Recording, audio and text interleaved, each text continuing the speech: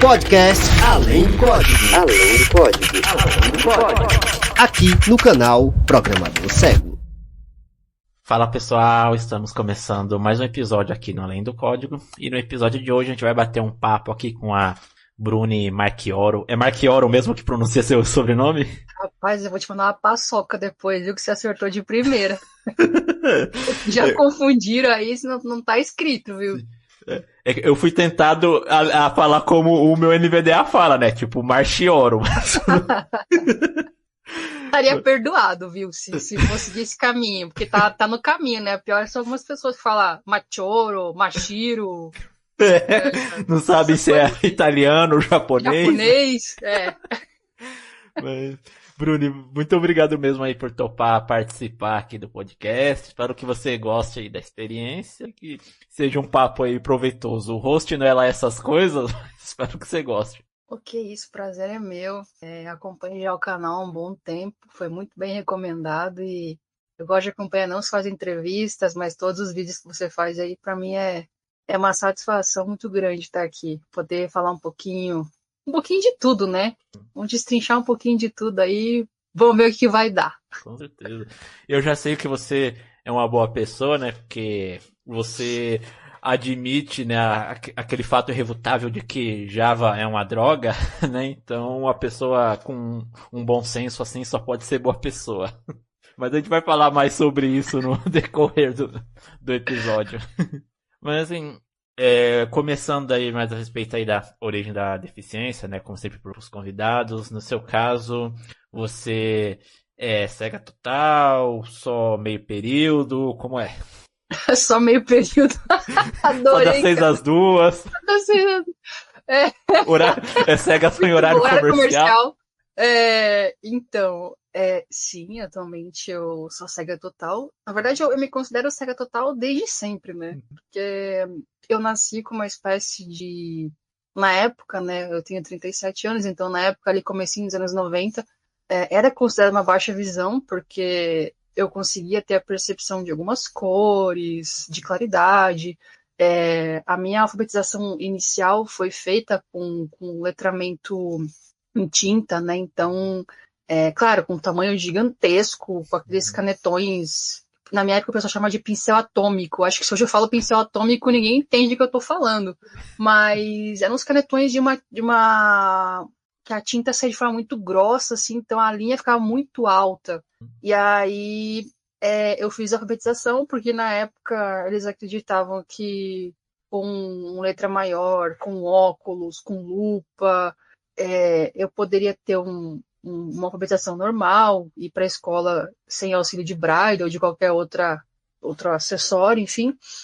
Mas, no fim das contas, era uma pseudo baixa visão, né? Porque eu nunca consegui identificar objetos, eu nunca consegui identificar pessoas, eu só tinha mesmo aquela percepção de vulto, né? Então, tipo, o que aconteceu foi que foi passado para mim na época, devia ter uns, sei lá, 5, 6, 7 anos, não lembro muito bem, que não tinha solução. Na verdade, antes de chegar à solução, a essa afirmação, eu passei por vários oftalmos e cada um dizia uma coisa e fazia a gente gastar pra caramba o que tinha e o que não tinha, porque ele sempre dava aquela esperança, não, se você fizer isso, vai dar certo, se fizer não sei o que, vai funcionar. Até que a gente chegou no médico e ele disse, olha, não tem, você não vai enxergar, você não enxerga, não vai enxergar, e é isso, vai pro braille e pronto. Foi curto e grosso e foi assim, sabe? A única coisa que ele passou para mim na época era que eu tinha que continuar forçando o meu olho, a visão que eu tinha de claridade, de algumas cores e tal, para não perder esse resíduo que sempre me ajudou, na verdade. Assim, eu conseguia andar na rua, sempre usei bengala, mas tipo, na rua eu conseguia desviar de objetos, de árvore, de carro, de poste, com esse resíduo, né? Só que na época, quando você escuta assim, olha só, você não vai mais enxergar, você nunca enxergou, se conforme, a vida segue, você fica meio rebelde, você não aceita muito, né? Então, eu acabei não trabalhando mais a minha visão, assim, eu fui perdendo esse pouquinho que eu tinha, e hoje eu tenho só a percepção de claridade, assim, luz acesa, apagada, televisão ligada, dia com sol nublado, mas nada além disso, sabe? O resto não tem mais. nem na memória. Hoje eu ainda acho que eu só enxergo vultos também e tenho a percepção de quando tá claro, tá escuro, sei quando a luz tá acesa, mas como não me serve de nada, eu nem ligo a luz do meu quarto. O pessoal que vem aqui liga a luz, não sei pra quê. Mas, Cara, eu não consigo. Tem uma coisa que todo mundo acha estranho, porque desde sempre é muito engraçado, porque eu falo que eu não gosto de escuro, não gosto de luz apagada. E aí todo mundo me pergunta, tá, mas tu não enxerga, por que tu não gosta? Eu não sei, eu habituei desde sempre. Eu acho que um pouco é força do hábito e um pouco é porque eu ainda consigo perceber algum vulto, alguma claridade. Não sei, acho que talvez um pouco dos dois. Eu sempre deixo uma luz em casa acesa e eu tenho mania de ir nos lugares e acender a luz. E nas casas das pessoas que não enxergam que eu vou, que estão com a luz apagada, eu tenho a mania de acender a luz, cara. Eu não sei. Eu entro, acendo, saio e apago, mas não sei, eu tenho esse hábito, assim. Não consigo. eu já acabei me habituando a só ficar no escuro. Às vezes eu vou pra cozinha comer alguma coisa, aí alguém entra lá e liga a luz. Você tá comendo aí no escuro? Ah, pra mim aqui não faz diferença, não. A parte boa é que a conta de energia no fim do mês é barata, né? Não gasta? E aí quando você, né, foi dada a realidade pra você que não, você nunca enxergou, era pegadinha do malandro e tal, você ainda tava na escola sendo alfabetizada? Tava. Eu não lembro exatamente a idade que eu tinha, mas eu acredito que foi ali por volta dos 6, 7 anos. Então, eu passei a fazer a minha alfabetização por Braille na base do Decoreba. Eu vejo hoje em dia o pessoal dando aula de Braille para as pessoas. Eu tive a oportunidade de ver um professor lecionando Braille para quem está começando, a forma lúdica que é apresentada as letras, os pontos. Ou para quem perdeu a visão posteriormente e quer aprender o Braille, como é que é mostrada a cela Braille, os pontos, a história. Na minha época não tinha isso, assim, era muito... Eu fiz muitas... É muito decoreba, mas assim, a gente usava reglete na época, então a gente fazia 2, 3, 4 folhas de A. Ponto 1, ponto 1, 1, 1, 1, 1, e 1, 2, 1, 2, 1, 2, 1, 4, 1, 4, 1, 4. E era isso, assim, na base da... Tipo, nem, sei lá, 2 meses, 3, a gente estava já escrevendo em sala de aula, porque... Eu acredito hoje em dia que, olhando para trás, que era pela urgência da alfabetização. Porque a forma que foi passada pra gente, pelo menos pra mim, foi completamente rápida e objetiva. Tá aqui, é isso aqui que tu precisa fazer, então vai lá e faz e pronto. Eu, atualmente, né, no momento aqui da gravação desse episódio, eu tô aprendendo Braille, né? Decidi deixar de ser analfabraille. A gente tá usando material reciclável como cela, né? Caixa de ovo, tampinha de garrafa, papel amassado. Tô achando legal. Eu quero aprender o Braille, que eu já comentei isso aqui algumas vezes, né? Eu sinto falta de ler, sabe? Segurando o papel, sem ter uma voz aqui falando no meu ouvido. Quero escutar só o meu pensamento enquanto eu tô lendo. Sabe que isso é uma coisa que eu tenho muito comigo, assim, que o avanço da tecnologia veio para facilitar muito a vida da gente, da pessoa que não enxerga, mas também veio para atrapalhar de certa forma. Porque eu acho, para mim, assim, que a alfabetização ela precisa ser feita com o Braille e ponto final. Porque você consegue... Ok, eu fui alfabetizada em Braille, hoje eu uso computador, leitor de tela, mas eu sinto falta. Eu acho que a forma correta de você aprender a escrever, de entender o som das palavras, é só no Braille, assim. E infelizmente ele está se tornando obsoleto muito por culpa das pessoas, já que hoje o acesso à tecnologia, ao leitor de tela é muito mais fácil do que ao Braille.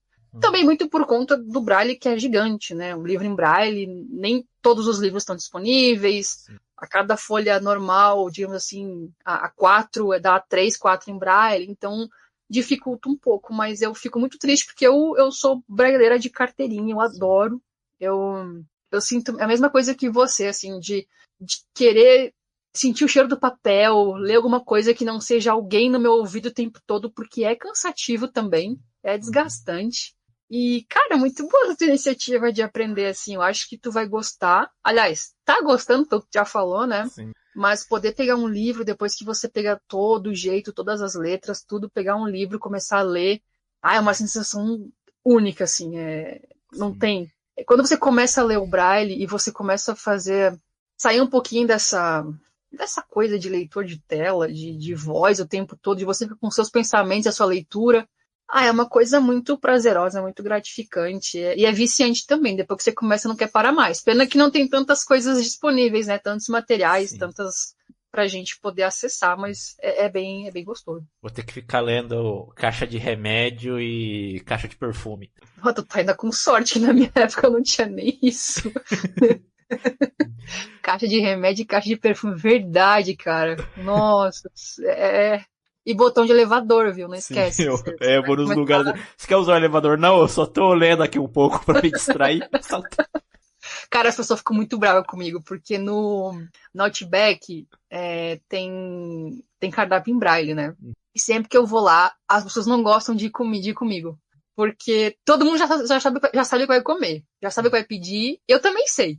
Mas eu não nego quando o garçom vem pra mim e fala assim: Ei, você vai querer ler o cardápio? Eu falei: Vou, eu quero. Ah, eu não acredito que você vai fazer isso. Vou, cara, porque é muito gostoso. Você poder escolher sua própria refeição, ter o direito de ler o que tem, que não tem, decidir como você quer, quando você quer. É uma autonomia que não parece, mas faz muita diferença, assim, porque eu já fui em restaurantes que o cardápio não era assim, esses cardápios que a gente usa em papel, era um cardápio de um tablet que você tinha que acessar o que você queria, adicionar ingredientes e completamente inacessível, como sempre, né? Então você precisa chamar um garçom, pedir para ele ler o cardápio inteiro, às vezes você pega uma pessoa de má vontade, às vezes você pega uma pessoa que não tá num bom dia. Então, assim, são essas pequenas conquistas que a gente tem, que para algumas pessoas, ou para a maioria, pode não fazer diferença, mas que para a gente conta muito. Cada pedacinho, cada passinho, cada degrau que a gente consegue subir com autonomia é uma vitória pra gente, assim. Com certeza. Igual falando por mim, né, que nesse momento eu tô fazendo treinamento de orientação e mobilidade na Fundação Dorina aqui em São Paulo, né? Mas ontem, né, do momento aqui dessa gravação, eu consegui ir e voltar sozinho pra Fundação. Nossa, foi uma sensação muito boa. Peguei o trem sozinho, tô vivo, não aconteceu nada comigo, consegui voltar. Ai, parabéns, cara, não por ter ido. Não, você não é um exemplo de superação, Não pelo sou. amor de Deus. Não. Não se inspirem em mim pra nada. Não. Mas é que, cara, de verdade, eu tive em São Paulo uns 10 dias, 2019 eu tava em São Paulo, fui tirar férias. E eu não sei como é que se vive em São Paulo com essa muvuca de trem, de metrô, de loucura, linha vermelha, 5 da tarde. Eu peguei, porque eu falei, eu vou me testar, eu quero ver como é que eu vou me sair, como é que eu vou me sentir. Eu não gostei muito da experiência, assim, então, sei lá, parabéns pra vocês, porque eu não consigo. Não dá. Mas falar aí que eu também não consegui exercitar muito, né, praticar as técnicas de bengala que eu aprendi, né, porque era a bengala encostar no chão, precisa de ajuda, eu como não sou besta, eu aceito. Aí as pessoas me ajudaram a entrar no trem, sair, aí acho que essa bengala tem poderes mágicos, que vive atraindo gente, quer ajuda, quer ajuda. Mas isso é muito bom também, né? Porque as pessoas estão se conscientizando também, né? Eu não sei se depende, eu acredito que depende muito da cidade e da cultura, né? Eu vim de uma cidade no interior do Rio Grande do Sul, na Serra Gaúcha. É grande, tem 500 mil habitantes. Mas, assim, na minha época de OM, por ser uma cidade de uma cultura de um povo muito fechado, né? Eles não tinham esse hábito de vamos ajudar. Não porque não quisessem, mas é uma coisa muito... Sempre na correria, não paravam para olhar para o lado, eu tinha muita dificuldade. E eu percebo que realmente é muito de cultura, porque atualmente eu tô morando em Florianópolis já faz uns 5 anos. E acontece a mesma coisa que acontece com você em São Paulo, assim, eu tô na rua, botei o pé na rua, não tô andando, andei 10 passos, tem alguém perguntando se eu preciso de ajuda. Pra onde é que eu vou, se quer que acompanhe, se... Então, é bem legal as pessoas começarem a tomar consciência, assim, estarem tomando consciência disso, que é necessário, que hoje você tá precisando de uma ajuda para ir até o trem, amanhã pode ser ela. Eu não falo só de precisar até o trem. Sim. Ela pode precisar de alguma coisa. Um copo d'água, uma ajuda qualquer do dia a dia mesmo. Então, eu acho que gentileza vai gerando gentileza e eu fico muito feliz em saber que as pessoas estão começando a se conscientizar, começando a ter mais noção das coisas, porque eu venho de uma época onde um cego estar na rua era como se fosse um evento, assim, um acontecimento extraordinário, Dos dois lados, né? É um evento maravilhoso, meu Deus, um cego está na rua, meu Deus, como você pode estar na rua? Né? Onde estão os pais dessa os pessoa? pais? Quem deixou você sair? Então, a gente convive muito com esse 880, né? Ou você é um exemplo de superação, ou você é um coitado. Sim. Não tem eu sou só um ser humano vivendo a vida. Bem, isso mesmo. Hein? Eu falei, eu vou sempre aceitar ajuda, né? Não tenho a menor pretensão de ser um cego que, não, ó, eu faço tudo sozinho, sou independente, não preciso de ajuda, não. Quem me vier aí na rua oferecer ajuda, pode oferecer que eu vou aceitar. Ai, não pode também, né? A gente ser orgulhoso não quero, não preciso. Não precisa. A gente tem que saber que, eu sempre digo assim, ó, eu sei que eu não enxergo, eu sei que eu tenho algumas limitações, e ao mesmo tempo eu sei que eu posso fazer muita coisa. Mas eu preciso ter em mente na minha cabeça de que, ok, eu faço muitas coisas, mas tem coisas que eu vou precisar de ajuda. E tudo bem. Não é porque eu preciso de ajuda para atravessar uma rua, Sim. pegar um metrô que vai me diminuir como ser humano. Sim. Vai deixar minha autonomia de lado. Então, mas também assim, eu já vi cegos que recusaram ajuda e foram extremamente deselegantes, mal educados com as pessoas. E eu tive a oportunidade de encontrar uma dessas pessoas que foi tentar ajudar uma pessoa e recebeu um não como resposta e uns xingamentos bem amigáveis. E aí ela falou, nossa, que bom que você deixou de ajudar. E eu falei, olha, nunca... E eu disse assim, que bom que tu não desistiu de ajudar. Porque muitas pessoas se baseiam em, ok, aconteceu com um, vai acontecer com todos. A gente geralmente é colocado no mesmo pote, né? Para todas as situações. Sim. Todas. Então, assim, não só nessa, né? Tem aquela questão do, eu vi teu amigo esses dias na rua, nem sei quem é a pessoa. Isso aconteceu justamente comigo ontem, quando eu tava voltando pra casa, aí o cara, você quer ir aonde? Eu falei, ali na estação tal. Opa, vamos lá, eu te ajudo. Acabei de deixar um amigo seu lá.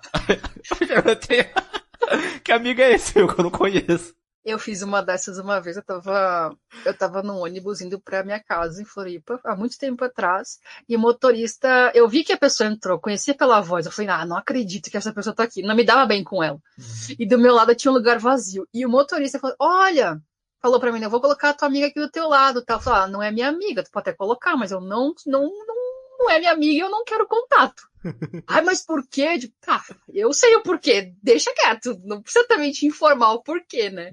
Mas é essa coisa, né? Eu levei teu amigo, conheço teu amigo, porque eu costumo dizer que as pessoas, elas, antes de olhar pra você, elas olham pra bengala. Então todo mundo é parecido. Eu já saí com um monte de irmão meu sem nem saber que eu tinha irmão, viu? É teu irmão, é teu marido, é tu não sei o quê. Cara, só um pouquinho. E as pessoas não têm, assim, um bom senso de...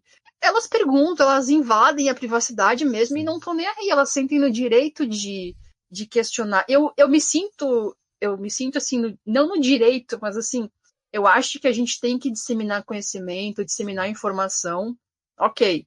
Mas a partir do momento que você invade a minha privacidade, é só para saciar a tua curiosidade com algo que não vai te ajudar em nada, não vai mudar a tua vida, aí o teu limite acaba onde começa o meu, né? Sim. Então, só que muitas vezes as pessoas não entendem. Elas acham que a gente está sendo ingrato, grosseiro, mal educado. Então, infelizmente, às vezes até o nosso direito de ir e vir é tirado. Sim. E é muito complicado isso, assim, conviver às vezes em sociedade. Tem aquelas perguntas, como você faz tal coisa, tudo. Tá, a pessoa tem uma curiosidade, beleza, a gente tenta responder, mas quando a gente para pra pensar, tipo, é uma pergunta sem sentido. Ela não para pra pensar antes de fazer a pergunta do... O que faz a pessoa achar que o fato de eu não enxergar, eu não conseguiria fazer tal coisa, ou perguntas do tipo... como você faz pra se limpar? Aí você só pensa, quem enxerga fica olhando? Não sei, faz um 300... É um exorcista? Faz um 360 ali, pô. Cara, é umas coisas assim como se você fosse um ser humano de outro planeta, não faz sentido pra mim. E realmente elas não pensam assim, elas encontraram eu falo pelo lado cego porque eu não tenho tanto contato com outras deficiências, né? Mas tipo assim, encontrou um cego, encontrou uma mina de ouro. Aí você em 5 minutos faz todas as perguntas que você quer, tira todas as suas curiosidades e é muito, muito ruim assim. Se eu tô num dia legal, o que geralmente acontece eu respondo, eu faço brincadeira, eu converso. Mas teve um dia, cara, que eu tava saindo de tinha feito uma pequena cirurgia. Normal, assim, de boa, foi rapidinho e tal, mas eu tava com dor, tava... E aí a moça da recepção falou assim, não vou poder descer contigo no elevador agora porque tô com bastante movimento aqui. E tinha um paciente, coincidentemente, um outro paciente que ia descer comigo. Ah, pode acompanhar ela? Posso.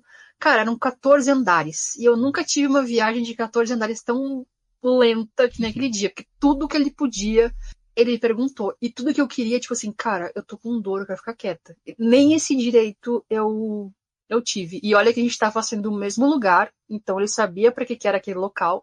E mesmo assim, não calou a boca. Não parou um minuto. E eu, claro, eu não consigo, assim, ser mal educada com as pessoas. Sei lá, porque eu acho, primeiro, que não vai adiantar em nada, segundo que, sei lá, sabe, não faz parte da minha personalidade. Então eu fui respondendo as perguntas dele, mas assim, quando eu achava que ele ia parar, daqui a pouco ele pausava assim, uns 30 segundos. Tá, mas isso aqui, e aquilo ali, e aquele outro, não sei. Nossa, foi complicado, foi difícil. Óculos não resolve? Transplante de córnea. Pô, resolve, né? Poxa, por que eu não pensei nisso? Obrigado. Nossa, eu tô aqui. Nossa, não pensei nisso antes. Gênio, parabéns. O óculos, né? Eu acho que as pessoas aí, cegos, em vez de gastar dinheiro com a bengala, deviam comprar óculos pra resolver. Óculos. 3 coisas que perguntam pra mim. Óculos não resolve? Se resolvesse, tu acha que eu estaria 100? Se transplante de córnea resolve? Não, porque as pessoas acham que tudo tá envolvido em transplante de córnea. E terceiro, por que tu não tem um cão-guia? Cara, eu sou massacrada por não ter um cão-guia. Tipo assim, não é que eu não gosto. Eu acho legal, eu gosto de cachorro, mas eu me sinto segura com a bengala. Eu não sinto a necessidade de ter um cão-guia porque a bengala supre... por favor, defensores dos animais, dos cães-guias, não vem aqui me massacrar. É uma questão mais de preferência do que de qualquer outra coisa. Assim. Eu acho que a bengala sana todas as minhas necessidades, então não preciso. E também eu tenho um pouquinho de bom senso, porque eu moro em apartamento, é pequeno, o cachorro exige uma demanda que eu não tenho como proporcionar, então eu não vou pegar um cachorro simplesmente para deixar ele trancado, ainda mais uma raça como o Labrador, como o Golden, que precisa gastar muita energia. Então eu também penso no lado do cachorro. As pessoas acham que é simplesmente ir lá buscar um cachorro e ser feliz. E sem falar que as pessoas também perguntam essas coisas, elas acham que o cão-guia é tipo, você chegar pra ele, eu quero ir na farmácia. Vamos. Isso. Se deixar, ele vai dizer, se deixar, não é só isso não. Pega lá os produtos, quero shampoo, sabonete, e eu quero uma dipirona. Corre, vai. Bom garoto, vou te dar um petisco agora. Vocês acham que o cão-guia é tipo isso, é só você falar... Cuidador. Ele vê um GPS embutido. Cara, é muito difícil. É muito complicado. Muito complicado. E aí até você explicar para a pessoa todo o processo, porque às vezes também é aquilo que eu digo, a pessoa não é obrigada a saber, porque não faz parte do mundo dela, da convivência, né? Então até você explicar todo o processo, e elas não se convencem, não, mas e se for assim, mas se for assado, mas eu conheço uma pessoa, mas tem um cara... Cara, cada caso é um caso, aí você explica, tem que ter uma paciência assim muito grande. Eu conheci uma pessoa que também não enxergava, fez cirurgia tal e resolveu. O caso da pessoa resolveu, não é o meu caso. Eu entendo que elas querem ajudar, e tem uma coisa que eu entendo também, que eu sinto pelo menos, eu passo isso muito quando eu pego Uber. Elas não se conformam que eu tenho uma vida e que, claro... É aquilo, como eu falei antes, a gente tem nossas limitações, mas a gente pode ter uma vida completamente autônoma. Então elas não se conformam, mas isso, mas e aquilo? Vão tentando colocar obstáculos, mas e se precisar disso? Mas se acontecer aquilo? Mas e o cachorro? Mas e o óculos? Mas e a cirurgia? Então elas não se conformam que... às vezes, eu vou causar outra polêmica que eu acho. Que elas viram pra mim e perguntam assim, tá, mas... Não é nem perguntar, é uma sentença, tá? Mas tu quer enxergar, né? Eu vou te ser bem franca. Eu respondo, não. Eles me respondem assim, né, com o mundo que tá hoje nem vale a pena ver, né? Claro, como se a gente não escutasse as notícias, não lesse os jornais, não visse as coisas que acontecem. Mas eu respondo que, cara, eu me habituei muito rápido e muito fácil. Eu não sei... se daqui 5 ou 10 anos eu vou mudar de ideia. Mas se você perguntasse pra mim hoje, não porque eu me acostumei, me adaptei, eu consegui adaptar minha rotina, adaptar as minhas necessidades. Depois de um certo tempo, tem coisas que a gente, assim como as pessoas que enxergam, a gente também começa fazendo automático, como cozinhar, como saber quando a roupa tá limpa, tá suja, tá, sei lá, enfim, coisas no geral. Então, pra mim não faz diferença, assim. É que não faz diferença, mas acho que teria que ser uma coisa muito certa, assim, olha, isso aqui realmente vai resolver, não é, é 90%, é 85%, talvez, não. Eu não me... Acho que é porque também eu fiz muita coisa quando era pequena, de tenta telelupa, tenta óculos, faz uma cirurgia pra isso, tem não sei o que pra aquilo. Então eu meio que cansei, assim. Tanto é que eu nunca fui atrás, eu nem sei, pra ser bem franca, eu nem sei se pro meu caso tem algum tipo de coisa em andamento nesse sentido, nem fui atrás. Eu tô tão... Eu acho que eu tô mais bem resolvida com a minha deficiência do que as próprias pessoas com a minha deficiência. No meu caso, eu tenho retinose pigmentar e já faz uns anos aí que eu escuto falando que estão em pesquisas, coisas de célula-tronco, mas acho que essas pesquisas nunca dão resultado. Se algum dia descobrir alguma coisa, não, ó, é garantia 100%, ó, você pode voltar a enxergar com isso, eu aceito. Dependendo também, né? Se vier quando eu já tiver lá uns 80, 90 anos, eu vou voltar a enxergar pra quê agora também? Mas eu tô dizendo, você quer enxergar, ó, se tiver uma coisa garantida, eu aceito, senão, já tô resolvido com a minha condição atual. Exato, e é uma coisa que as pessoas não se conformam. E de verdade, eu já ouvi várias vezes, e principalmente em Uber. Eu vou falar muito em Uber, porque, cara, o que eu escuto coisa de gente no Uber falando, assim, 90% das vezes que eu pego o Uber, eu escuto alguma coisa, ou alguma pergunta, alguma afirmação. Ah, eu não sei o que eu faria se não enxergasse, eu acho que eu me matava. As pessoas não sabem uma besteira que elas estão falando. Como que a visão é superestimada, né? Sim, e eles são muito dependentes dela, né? Então, acabam que tudo gira em torno da visão, né? Eles não usam olfato, tato, audição, nada. É tudo visão, os outros sentidos não existem. Sim. Então, para eles ficar sem visão é como, sei lá, perder um ente querido, não sei. Porque realmente é uma dependência muito grande, assim, né? Desde sempre, né, na verdade. E às vezes pra coisas, como a gente falou, que nem usam a visão, mas tipo, como a pessoa se limpa? Ela não tá olhando. Ah, como você faz pra comer e, sei lá, acertar o garfo na boca? Aí você, eu já falei pra alguém. A pessoa come na frente do espelho? É tipo isso. A mesma coisa com cozinhar, né? Uma vez um rapaz perguntou como é cozinhar. Eu falei, cara, tu não sente o cheiro da comida cozinhando? Tu não ouve o som de, sei lá. São coisas que a gente presta atenção, mas que as pessoas não se dão conta. Tipo, às vezes a pessoa tá, sei lá, na sala, ela escuta a panela de pressão começar a fazer um determinado barulho na cozinha, ela, opa, já sei ali que tá pronto, deixa eu ir lá desligar o fogo. Ela não tá lá olhando. Exatamente. E é muito automático esse movimento que você falou. Elas não percebem. Mas é realmente isso. Elas sabem, vão lá e desligam. Mas elas não se dão conta. É que nem na rua. Ah, como é que tu sabe que tá chegando em casa? Ah, porque minha casa tem, sei lá, um morro aqui, depois tem uma curva, tem uma lombada. Nossa, nunca prestei atenção. Claro que não. Tu não presta atenção nas coisas. Enquanto tu não precisar daquilo, tu não vai prestar atenção. Tu não vai se dar conta. Aqui na minha rua mesmo, a pessoa foi me ajudar a chegar em casa onde você mora. Eu falei, ó, eu dei os pontos de referência que eu conheci e pronto, a pessoa me deixou em frente de casa. Porque as pessoas às vezes elas também pegam algumas referências quando vai dar direção. Ah, eu moro em frente de tal lugar. Só que ela não percebe que a gente faz as mesmas coisas. As mesmas coisas de forma diferente. Eu sempre procuro pegar uma referência visual, porque eu sei que as pessoas não se dão conta de outras coisas. Mas também pego referências pra mim, tipo assim, saber quando o Uber tá chegando na minha casa. Porque eu sou uma pessoa muito desconfiada, assim, porque já aconteceu algumas situações comigo. Então, de Uber, dar voltas e voltas pra poder ganhar um pouquinho a mais. E eu saber que tá fazendo isso, eu já peguei no pulo, como a gente diz, tu não tá indo por tal caminho? Nossa, como é que tu sabe que eu não tô indo? Cara, eu tô prestando atenção no caminho, eu sei qual é o caminho que eu faço, eu sei qual é o caminho que o Uber faz, eu sei por onde eu tô passando.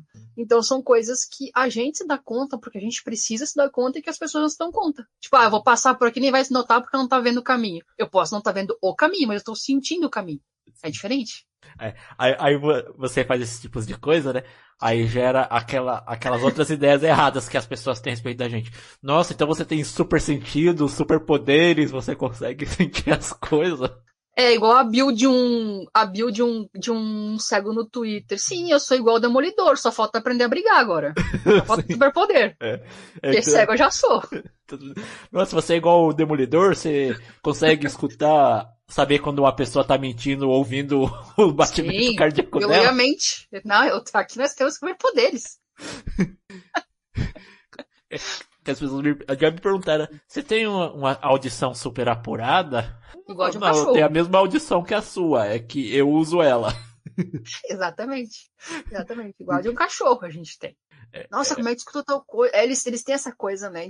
Mas é aquilo, é uma espécie de compensação, digamos assim. Não sei se essa é bem a palavra, mas como você não tem um, você tem outros 4. Se a pessoa é uma pessoa, não vou dizer inteligente, que vai soar meio esquisito, mas assim, ela vai usar os 5, vai dividir bem a utilização dos 5, mas elas são muito fixadas na visão. A gente não tem a visão? Beleza, tem mais 4 aqui. O que eu posso tirar de proveito desses 4 em meu benefício? Para me ajudar. Então, acho que essa é a diferença. É igual, por exemplo, sei lá, quando acaba a energia de noite, a pessoa fica lá sem luz, tudo no escuro, ela consegue fazer as coisas, ela não erra o caminho do banheiro, não erra o caminho do quarto. Cara, eu já vi o contrário. De verdade. Parece que a pessoa tá na casa pela primeira vez. Já vi gente batendo imóvel. Já vi gente. Ai, quem botou isso aqui? Ué, mas isso aí tá sempre aí, teve sempre aí. Não mudou de lugar só porque acabou a luz.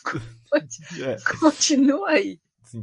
Mas tipo, tem uma coisa que, caso assim, eu acho muito estranho, porque eu subo dessas escadas aqui normalmente, né?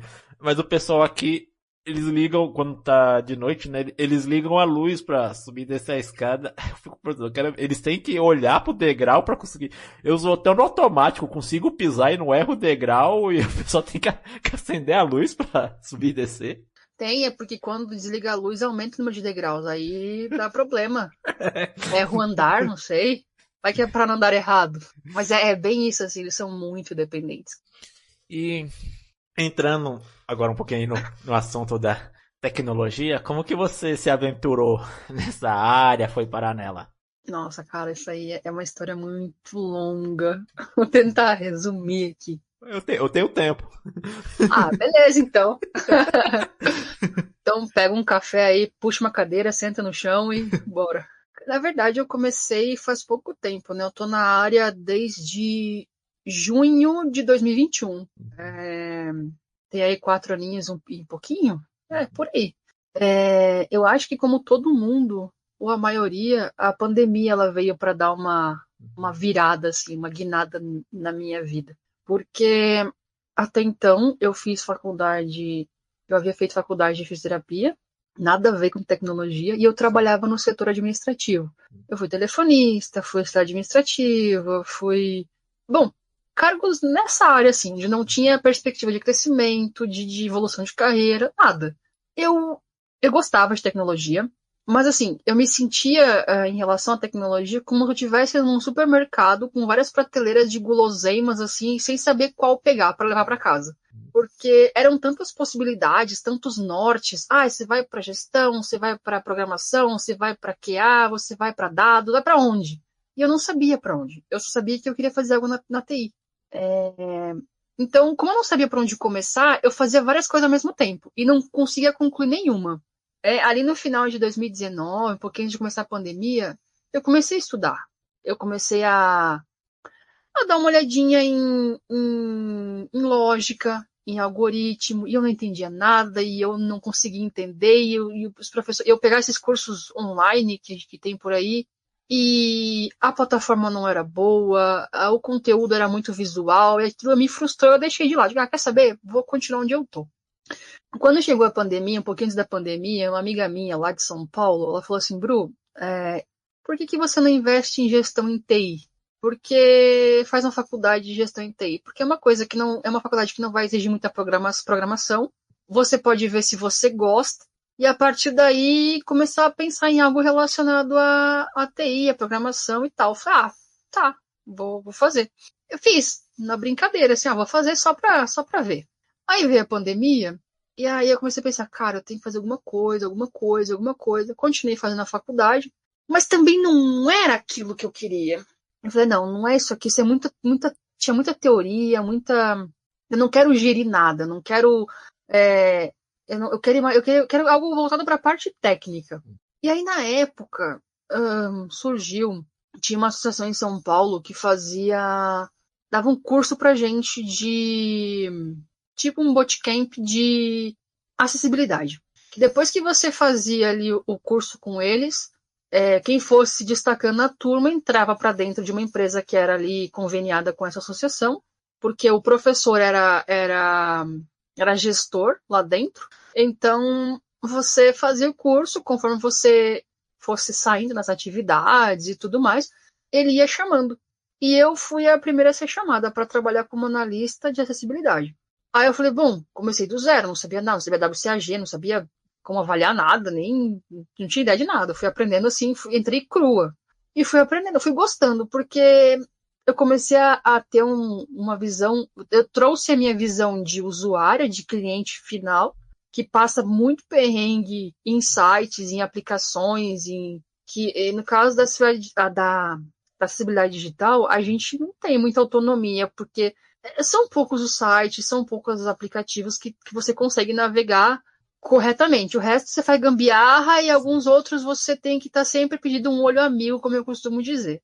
Eu falei, cara, legal, eu quero tornar isso aqui algo que... Pode parecer clichê o que eu vou falar, mas eu acho que eu sirvo para isso. Para, sei lá, mudar. Eu quero fazer alguma coisa que eu sei que eu estou colaborando para melhorar a vida de alguém. E aí era muito gratificante, assim, trabalhar. Eu trabalhei em e-commerce inicialmente, né? E depois em instituição financeira, sempre como analista de acessibilidade. Mas eu fui percebendo ao longo do tempo que, eu gostava daquilo, mas eu precisava de algo mais, porque infelizmente o mercado, primeiro, que essa função de analista de acessibilidade, ela não existe. É uma coisa que o próprio QA de uma squad pode fazer, desde que ele tenha os conhecimentos necessários, né? WCAG, leitor de tela, enfim. Eu acho que ali, vamos polemizar um pouquinho. Eu acho que muitas empresas criam muitas empresas, entre aspas, porque não tem muitas empresas que têm esse cargo. Se você procurar no LinkedIn ou nessas plataformas de vaga, procurar por analista de acessibilidade ou QA de acessibilidade, não existe. Eu acho que essas empresas criam muito como uma espécie de cabide de emprego. É apenas para dizer que, olha, estamos empregando PCDs, olha que bonito. Somos uma empresa que cumpre a lei. E não estou sendo uma pessoa ingrata com quem me deu a primeira oportunidade, porque foi graças a ela que eu estou aqui hoje exercendo a minha função. Mas a gente sabe que se você realmente procurar algo para PCD, principalmente visual, as oportunidades são muito mais escassas. Então o pessoal encontrou um jeito de, beleza, vamos empregar geral e tá tudo certo, vamos seguir. E aí, só que eu fui percebendo que, cara, a gente era muito deixado, umas empresas que eu trabalhei, a gente era muito deixado ali, tipo, vocês estão empregados, pronto, acabou. Não tem progressão de carreira, não tem forma de crescimento. Você tem isso aqui e você precisa ser grato a isso aqui. Trabalhe, receba e não reclame. E aí eu tentei procurar em outros lugares alguma coisa nesse sentido e não achei. E eu pensei, bom, além de não achar, comecei a ler mais documentações, mais artigos e vi que, infelizmente, a acessibilidade não é uma coisa que as empresas priorizam. Não é, e é isso. Essa é a realidade que a gente tem. E eu gostava muito da área de QA. Eu vi o pessoal QA atuando, tive a oportunidade de acompanhar, eu falei, cara, eu me encontrei, é isso aqui que eu quero fazer. Então, eu fiquei 3 anos trabalhando como QA de acessibilidade e fui começando a estudar um pouquinho por fora, um pouco de automação, recentemente, um pouco de funcional. E aí, cara, a minha última empresa teve um problema e o projeto que eu estava atuando, ele foi encerrado. E aí, nessa época, apareceu uma oportunidade da empresa que eu tô agora, completamente diferente, assim. Era mais um bootcamp remunerado, e você tinha lá 6 meses de treinamento, só de treinamento, todos os dias, eram 30 horas semanais, de back-end, então era só Java, e tudo que envolve Java, e banco de dados. E aí você tinha tarefas para ser entregues, APIs, pequenos códigos, pequenas entregas. Conforme a evolução do curso, você também tinha que evoluir nas suas entregas, né? E eu falei, cara, que eu faço? Um ramo totalmente novo, eu não gosto. Assim, eu nunca tive contato com Java até então, mas eu escutava falar muito mal de Java. E eu falei, cara, não, eu vou pra essa área. Mas sabe aquele momento que você não tem pra onde correr, ou você vai? Porque o projeto acabou, não tinha perspectiva, e a minha própria liderança tinha dito, olha, se eu fosse você, eu ia. Então, eu falei, cara, eu vou. Com a cara e com a coragem e com o desespero. E aí eu entrei, fui selecionada, eu passei por uma avaliação técnica antes, né, de conhecimentos de programação básicos e tal. E aí eu entrei. No primeiro mês, foi dezembro do ano passado, eu surtei o mês inteiro, porque era muita informação, muita coisa nova, coisas que eu não tinha visto ainda, e aí eu comecei a perceber o quanto o ramo da tecnologia, principalmente da programação, é extenso, é enorme, é imenso, assim. Parece que a cada coisa que você aprende, surge mais 5, 6, para mais 5, 6 dúvidas e mais 10 coisas para aprender. É Hydra. É, é tipo isso. Mas deu certo, cara, assim, foi bem bacana. Eu entrei pro time daqueles que odeiam Java, e realmente eu não gosto. Eu pude constatar na prática, ele é muito verboso, ele é cansativo, ele me tirou o sono várias vezes à noite. E aí depois eu conheci o Python. E aí, cara, aí a gente deu match, a gente fez um casal legal, assim. E aí eles passaram um pouquinho de Python pra gente. E aí, depois desse treinamento, a gente era direcionado a projetos dentro da empresa, projetos fixos para poder ser internalizado. E aí eu dei a sorte, porque inicialmente a gente só ia ser alocado em projetos voltados para back-end, só para programação. Programar, desenvolver.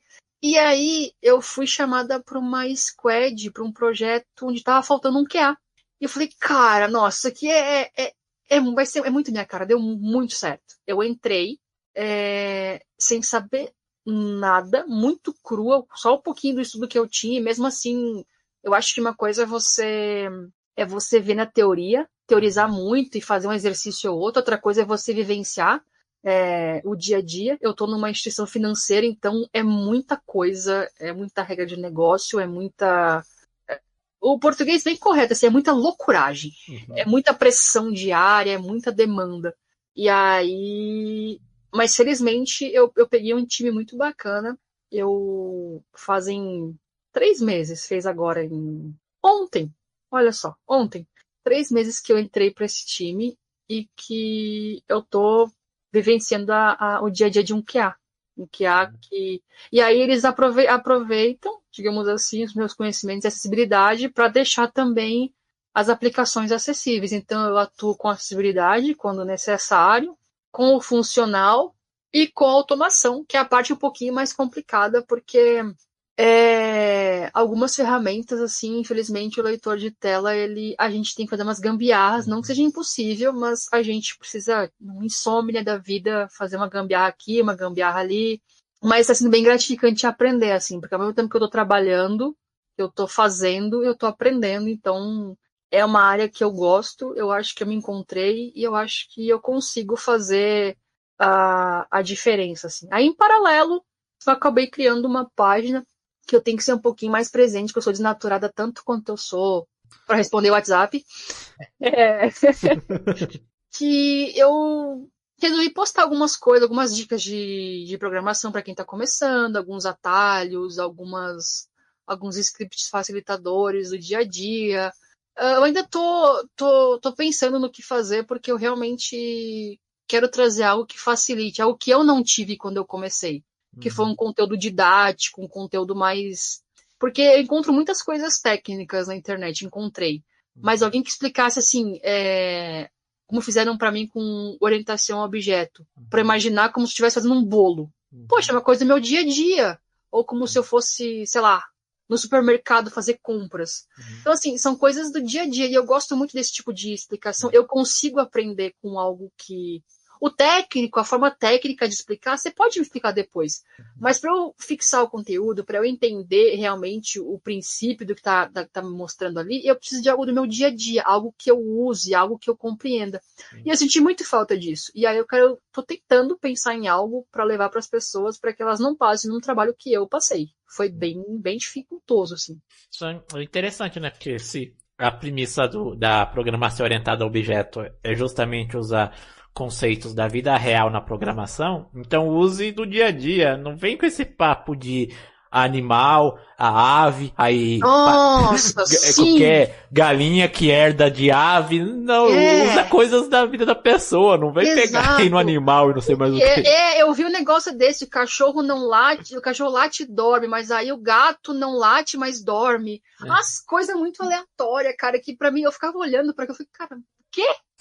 Tipo, será que só eu que não tô entendendo isso? Então, assim, depois que me ensinaram, eu com receita de bolo, com compra de supermercado, ou com qualquer outra coisa que a pessoa utiliza no dia a dia, facilita. Mas parece que é padrão o ensino, né? É Olá Mundo, a primeira mensagem, e o negócio dos animais, quando você vai aprender a orientação a objetos.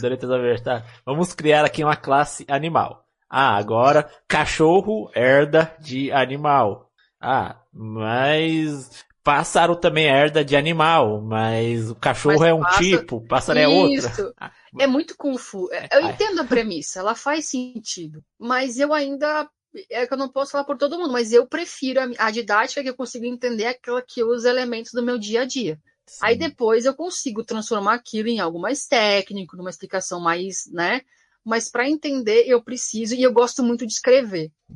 Eu tenho muita dificuldade de assistir vídeos longos. E aí, por isso que seus vídeos me chamaram a atenção. Eles são didáticos. Você vai falando e vai fazendo. Então, e eu consigo entender você fazendo na hora. Eu sentia muita falta disso, porque alguns vídeos é muito... Como vocês podem ver aqui, então, no anexo 3, tá não sei o que lá, tem o código. Não, eu gosto de acompanhar na hora, porque eu gosto muito de ir fazendo também. Então, eu tinha muita dificuldade de encontrar materiais assim, para estudar. Eu quero dizer, agora eu faço meu próprio material para outras pessoas não passarem pelo mesmo que eu. Sim. E essa também foi a motivação para eu criar o canal também, né? Foi para as pessoas não passarem o que eu passei quando estava aprendendo, porque na minha época era muita coisa visual, né? E aí eram os vídeos dos clássicos. Cliquem aqui, aí vocês coloquem esse código aqui. Hoje a gente vai aprender sobre esse módulo aqui, que vocês estão vendo. Custa só falar o nome? Não. Ia doer alguma coisa falar o nome do negócio? Aí eu resolvi criar o canal para compartilhar o pouco que eu sabia, né? De forma mais acessível.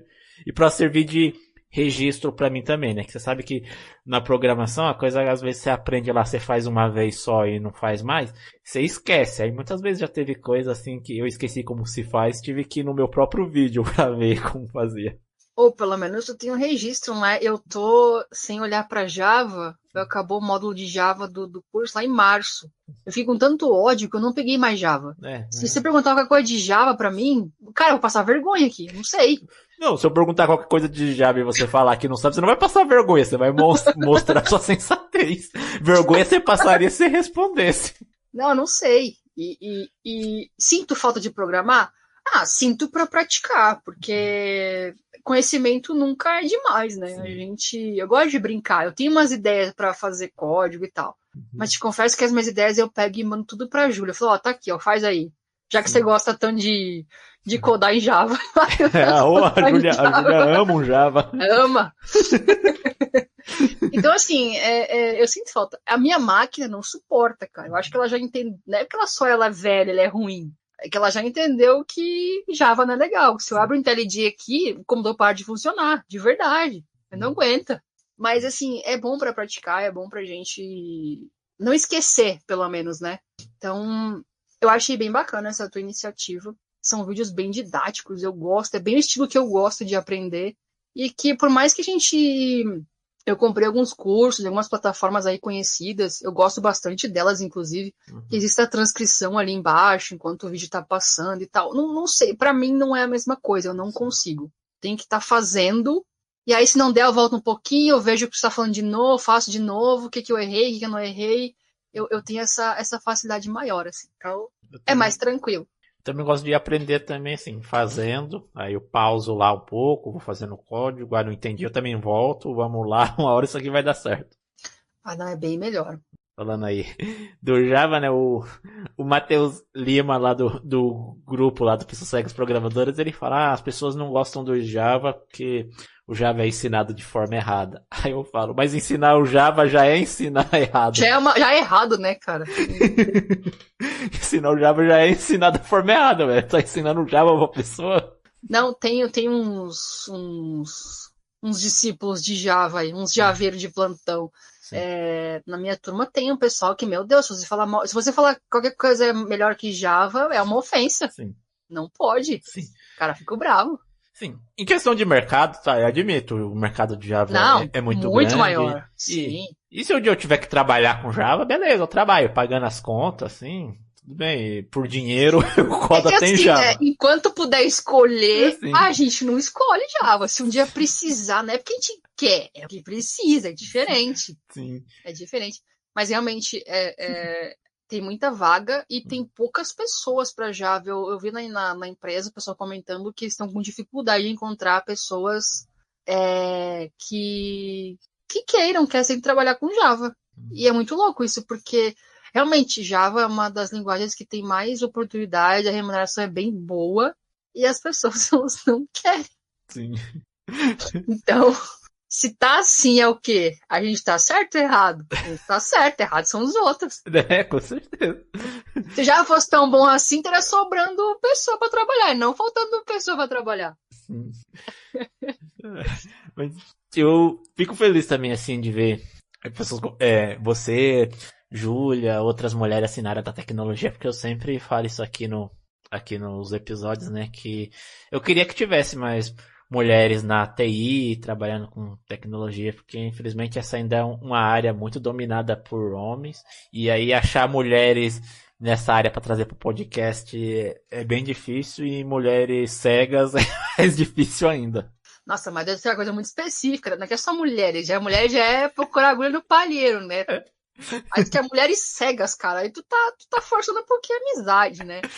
Apesar que eu conheço aí uma pessoa aí que eu acho que tu nunca trouxe pro canal, que eu acho que tu poderia conversar de boaça contigo, cara. Opa, depois em off a gente vê.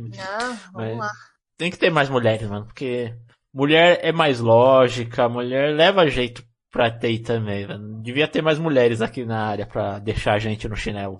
Devia, e é muito triste, não só na TI, né, cara? Tem muitas áreas que se criou uma coisa muito separatista de, sei lá, mulher é mais na área da beleza, da administração, no administrativo, o homem é mais serviço pesado e sei lá, TI, engenharia. E não, cara, tem muita gente boa só esperando uma oportunidade. E eu não consigo entender por que essa segregação toda, por que essa separação toda, sendo que a gente volta àquilo, né? O gênero não te define, a bengala não te define, o que te define é o que você tem a entregar, o que você tem a mostrar. Mas infelizmente ainda ocorre esse tipo de separação, né? O que é bem triste. Sim. Eu vejo isso porque na minha equipe, cara, nós somos em 12 no meu time. Tem eu, de QA, que sou mulher, e mais uma outra moça que é dev. Então, assim, poxa, 2 para 12 é muita desigualdade, é muito desigual. Em compensação, você vai olhar os administrativos lá, a gerente de RH, ou não sei o que, não sei aonde lá, do financeiro, é tudo mulher. Não Sim. tem homem. Então, falta um pouquinho mais de oportunidade aí. Tem uma galera, como eu te falei, tem uma galera muito boa. Sim. Que tá correndo aí, que tá batalhando, que eu sei que tem muito a oferecer, muito a entregar, e não fala só de cego, fala de mulher no geral mesmo. Sim. Tem muito a oferecer e não recebe uma oportunidade. É muito triste isso, né? Espero que isso mude um dia, ou sei lá, posso estar sendo otimista demais, mas aos poucos estamos caminhando. Eu acho que sim, eu acho que a gente já teve momentos muito mais complicados, assim, do que agora. Acho que as coisas estão caminhando devagar, mas é como eu costumo dizer, né? Eu prefiro que seja devagar, mas que seja pra frente, do que a gente fique estacionado ou caminho pra trás. Então, a velocidade não importa, o que importa é o que tá acontecendo. Podia ser diferente? Podia ser melhor? Sempre pode, né? Mas tá acontecendo. Acho que a gente chega lá. É como a gente vê na questão da própria acessibilidade, né? Você viu como era difícil as coisas nos anos 90, eu também sofri com falta de acessibilidade e tudo. Aí hoje a gente reclama assim, e tem que reclamar mesmo, porque se não reclamar das faltas de acessibilidade nas coisas não vai pra frente, porque as coisas só melhoraram um pouco hoje porque reclamaram lá atrás, mas A gente também tem que ver que já foi muito pior. Então a acessibilidade tem melhorado aí. Mesmo devagar, mas tá. É aquilo que o pessoal costuma dizer, quem não é visto não é lembrado. Se você não falar, se você não exigir os seus direitos, primeiro que ninguém vai fazer por você. A gente só sabe quem passa, quem sente ali, né?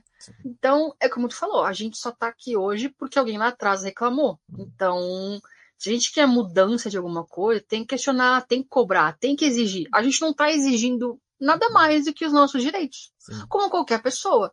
E aí eu precisei, e aí a gente fala de acessibilidade no geral, não só a digital, a arquitetônica, a atitudinal, principalmente, que, cara, eu passei por uma situação um tempo atrás e até expus no Facebook. Eu não sou muito de colocar essas coisas, porque, infelizmente, hoje em dia, qualquer coisa que você publica, seja ela qual for, em qualquer rede social, as pessoas, elas acham que elas precisam opinar.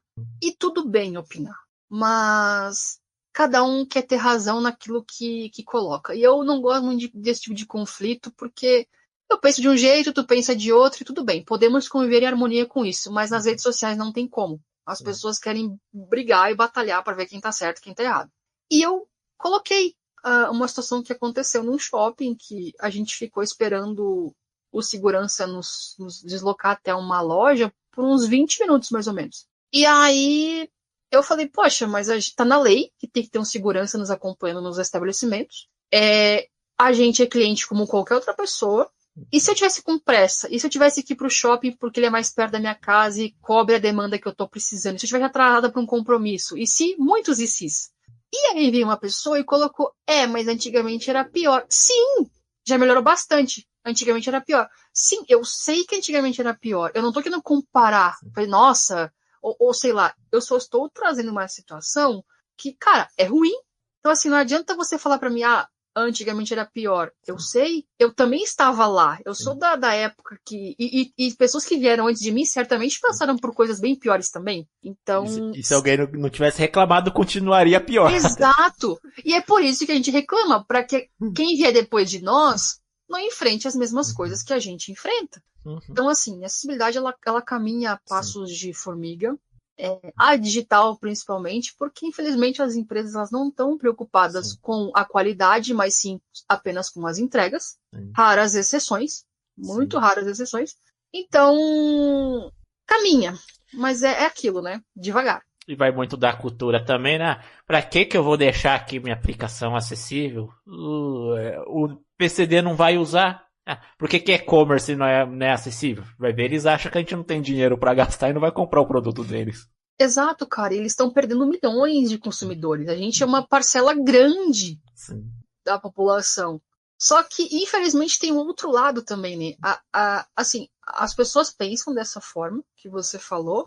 Eu não preciso fazer, o cego não compra, o surdo não usa, o daltônico não precisa, sei lá. O idoso, pra que o idoso vai comprar? Porque quando a gente fala de acessibilidade, a gente fala para todo mundo. Alguém quebrou um braço, vai ter mais dificuldade. É um problema temporário, mas não deixa de ser um problema de uma dificuldade. Então, assim, tem esse lado, mas também tem o nosso lado. A gente, por muito tempo, ainda tem pessoas assim, que se acostumaram a driblar o problema com gambiarra. Eu sei que tem muita gente que prefere assim, deixa que eu dou um jeito aqui do que reclamar pelos seus direitos. E aí, claro, se você não reclama, as pessoas não sabem, se elas não sabem, elas não fazem e viram um círculo vicioso. Mas reclamar não adianta. Cara, como que não? Se tu começa a reclamar aí, eu reclamar daqui, o outro reclamar, daqui a pouco tem uma rede de reclamações. Só que se você ficar com esse pensamento pequeno de não vou reclamar porque não resolve. Eu dou um jeito aqui. Cara, as coisas não mudam mesmo. Aí fica difícil defender, sabe?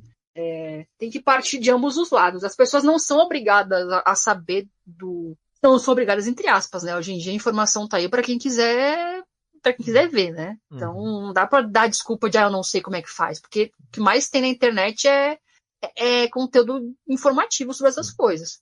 Mas mesmo assim, eu ainda dou um leve desconto e falo, bom, ela não é obrigada a saber. Deveria, mas não é obrigada. Então, assim, se ela não sabe, eu que sei, tenho que passar para ela. Eu preciso dizer para ela, não é assim, é assado. Agora, se eu me conformo com o que eu tenho Ah, tá tudo bem assim, então tu não vai poder reclamar depois que tá ruim, porque tu te acostumou com aquilo.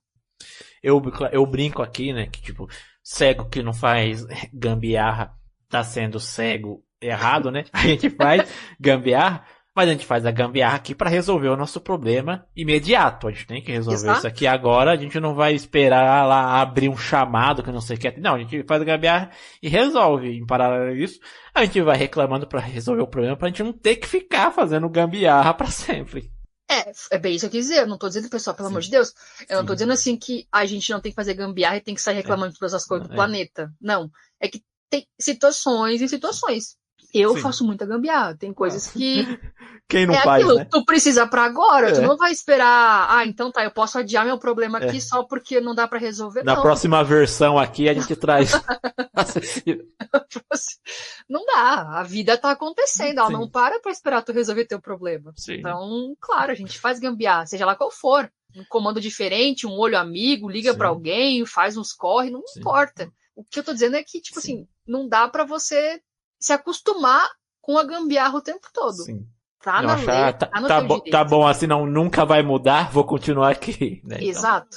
e você também tocou no ponto importante aí, né? Que é, não é o reclamar, mas também mostrar, ensinar como resolver o problema. Não é só chegar, isso aqui não tá acessível, isso tá ruim, corrige pra mim. Tá, corrigir o quê? O que você quer que a pessoa faça aí que vai ficar acessível pra você? Muitas vezes eu tive que explicar e é muito engraçado como as pessoas, eu sempre disse que as pessoas, que a pessoa que desenvolve, ela tinha que ter um pouquinho de noção, pelo menos o básico de um funcionamento de leitor de tela Sim. e um conhecimento de WCAG, mas principalmente leitor de tela. Sim. Porque o pessoal acha bonitinho, liga no celular, nossa, olha a fala, como é que tu entende isso?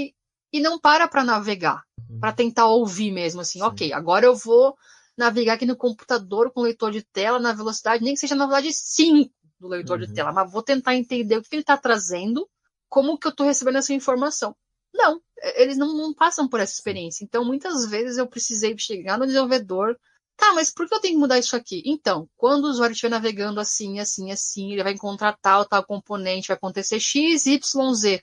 Ah, nossa, não pensei nisso antes. Claro, não pensou porque não tem conhecimento. Então também é um pouco defasado do lado de lá, né? Não tem.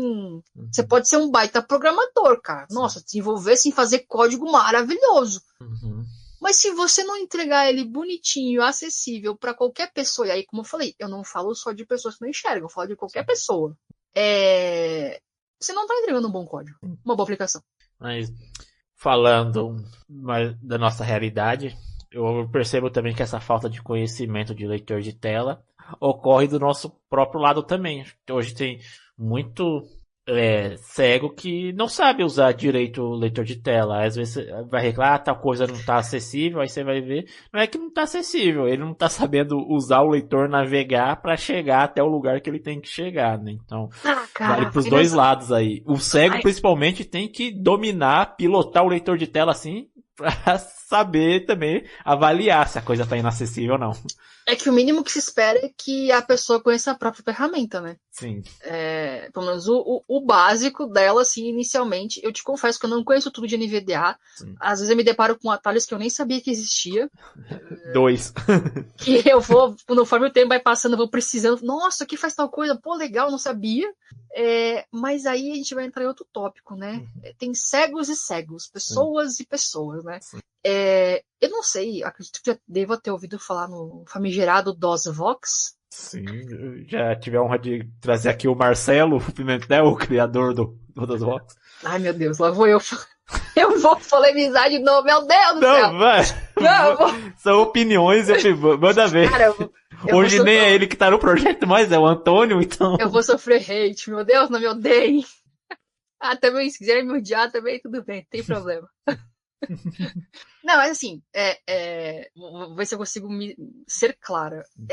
O DOSVox, quando eu iniciei na informática, eu iniciei com ele. Ele foi muito essencial para o meu entendimento do funcionamento de um teclado do computador, por exemplo, de entender a posição. Eu usei muito ele no começo, porque no começo, quando eu comecei na informática, em 1997, cara, tinha o Virtual Vision. Eu não sei se teve a oportunidade de utilizar essa maravilha incrível nesse sintetizador maravilhoso. O único leitor que eu conheço é o NVDA, que eu uso até hoje.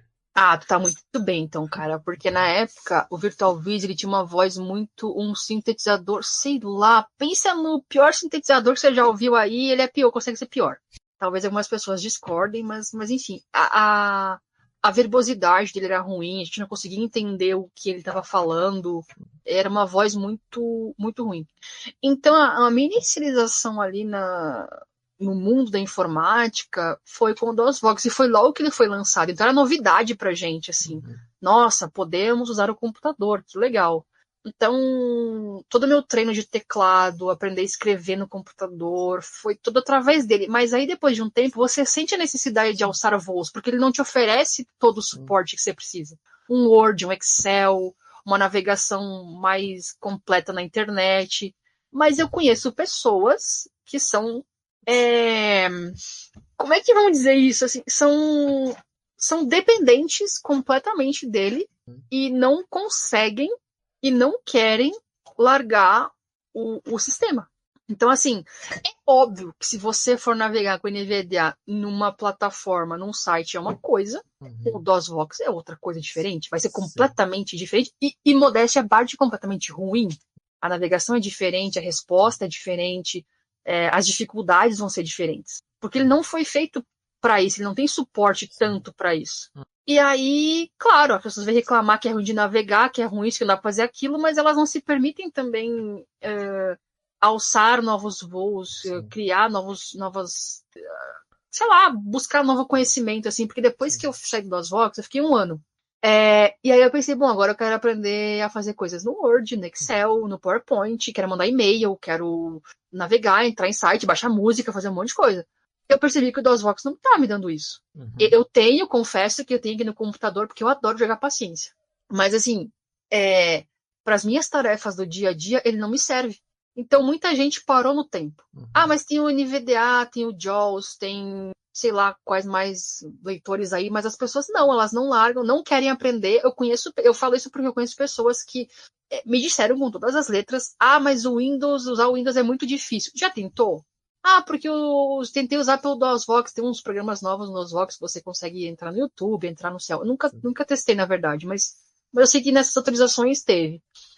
E aí as pessoas estão presas àquilo, não sei se por medo de tentar algo novo, não sei se por comodismo, eu acredito que depende da pessoa, mas acho que é os dois, porque aí vai exigir que você faça mais, busque mais, tem muita coisa que a gente não tem mastigado. O DOSVox, ele, de certa forma, para aquilo que ele é feito, ali que ele é proposto, ele te dá muita coisa mastigada.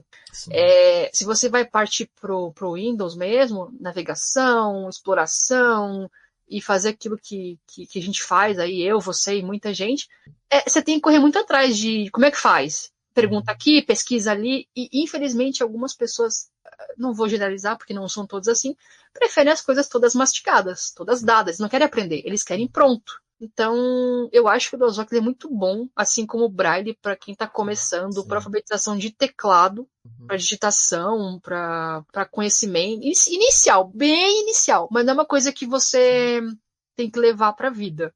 O próprio Marcelo falou isso, né? Que a ideia do DOSVox nunca foi ser uma ferramenta principal para a pessoa usar, era justamente para introduzir a pessoa. Vou dar um exemplo, sei lá, a pessoa seja perdeu a visão ou nasceu cega, mas nunca teve um contato com informática antes, de largar ela já num NVDA, num Windows assim logo de cara, pode não ser muito produtivo. Então, introduz a informática com DOSVox, ensinando, mas depois ela tem que aprender que tem um mundo fora do DOSVox. Se ela se limitar àquilo lá, ela não vai conseguir fazer muita coisa não. É como uma rodinha na bicicleta. Exato, eles só esqueceram de avisar os usuários, né? Porque eu sei que tem uma galera que, tipo assim, DOSVox é tudo e mais um pouco.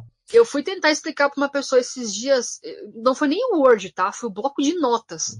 Porque eu pensei, bom, você está usando o editor de texto DOSVox, então vou trazer algo semelhante para você começar a se adaptar, né? Um bloco de notas. Não deu certo, cara. Não deu boa. E eu fiquei apavorada, porque, cara, a gama de possibilidades que a gente tem com o NVDA na mão, nossa, você faz tudo, né?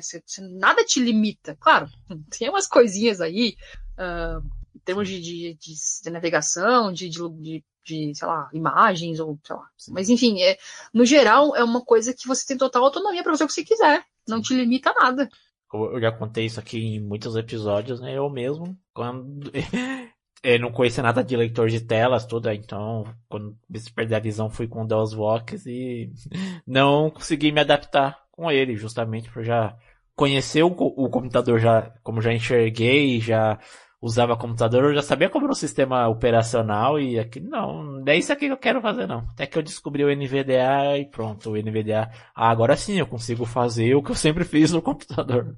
Exatamente, aí porque já tinha um conhecimento, Sim. né? Por isso que eu digo, o DOSVox ele é muito para quem tá iniciando na informática mesmo, do 000.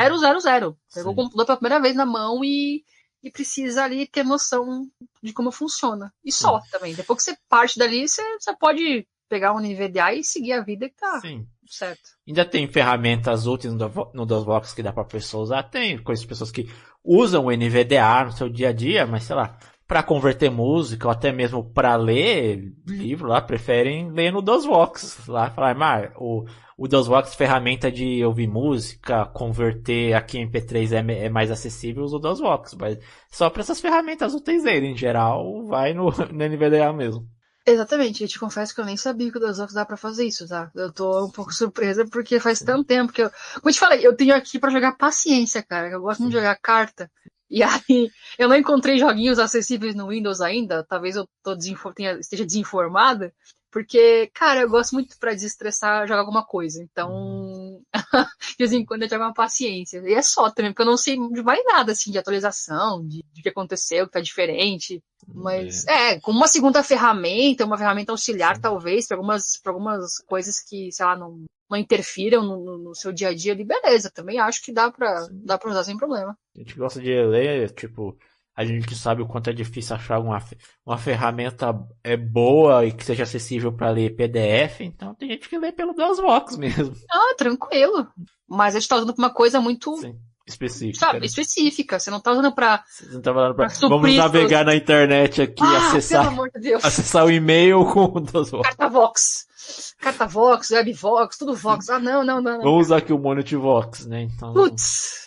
Mas aí tu quebra, né? Tá bom também. Se aquilo também supre todas as necessidades da pessoa, beleza, né? Não, a gente não mas vai julgar. saiba ela que ainda tem um mundo enorme que ela poderia desbravar e fazer muito mais se ela desse uma chance de explorar, mas... Poderia, exatamente. A gente não tá aqui pra julgar, mas é mais que o DOSVox ele limita muito a tua vida, limita. Tem gente que prefere ficar vendo só as sombras na parede da caverna, não quer ver que tem todo mundo fora dela.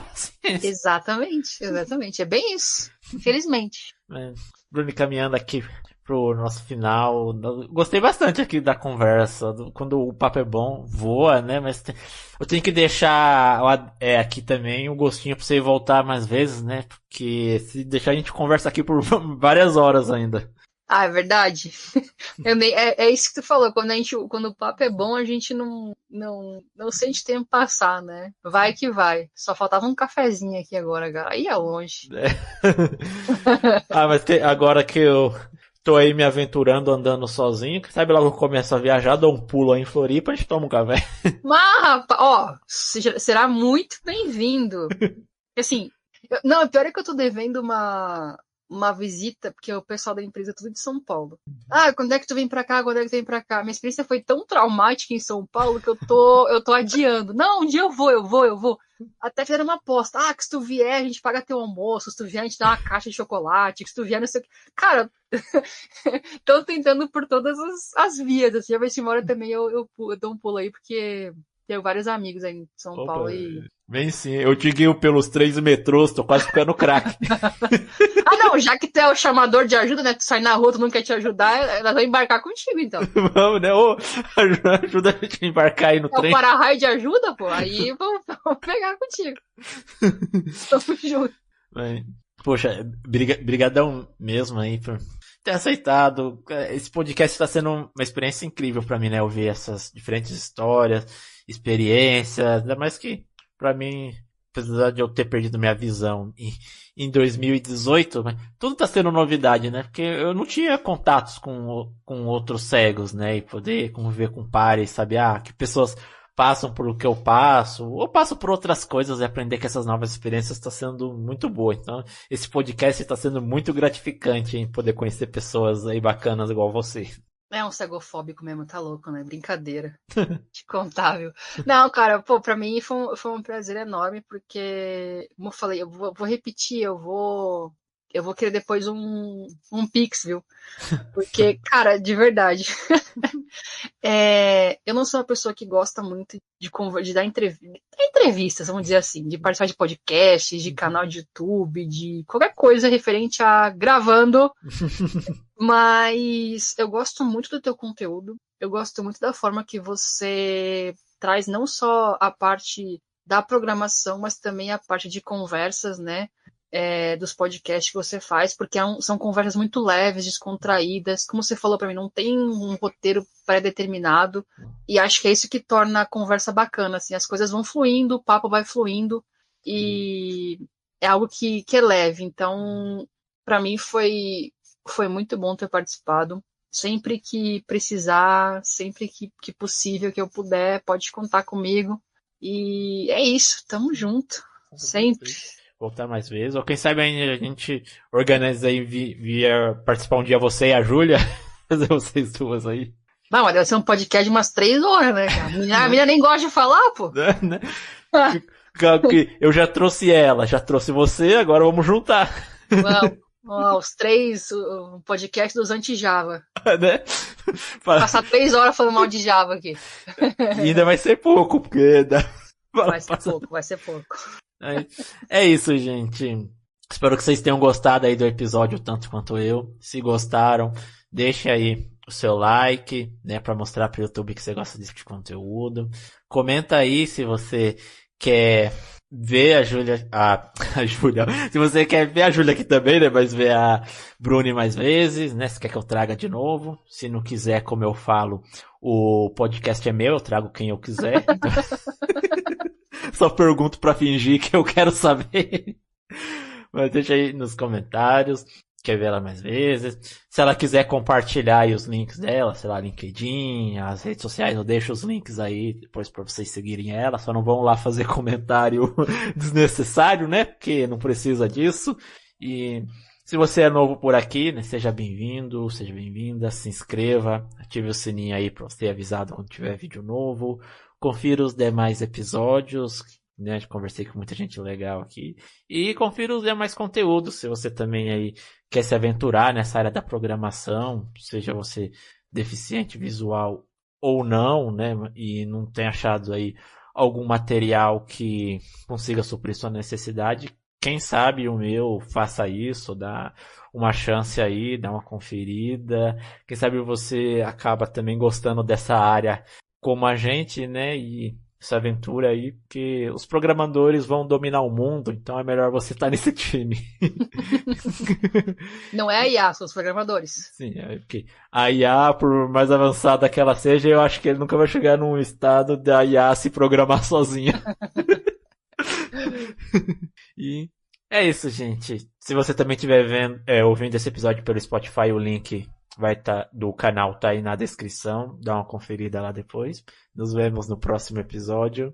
Até mais, pessoal.